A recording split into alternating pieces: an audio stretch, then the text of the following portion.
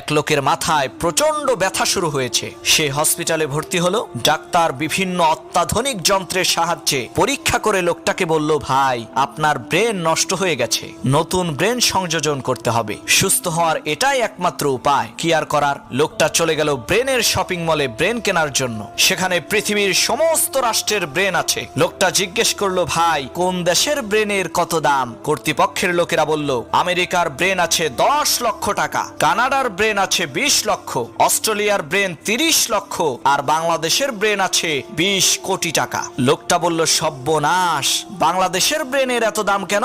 তখন কর্তৃপক্ষের লোকেরা বলল, ভাই অন্যান্য দেশের লোকেরা তো ব্রেন ব্যবহার করেছে, যার কারণে সেই ব্রেনগুলোর কার্যক্ষমতা নষ্ট হয়ে গেছে, আর বাংলাদেশের লোকেরা তো ব্রেন ব্যবহার করেনি, একেবারে ইনটেক, যার কারণে এর কার্যক্ষমতা পরিপূর্ণ ঠিক আছে। তাই জিনিস যেটা ভালো, দাম তার একটু বেশি।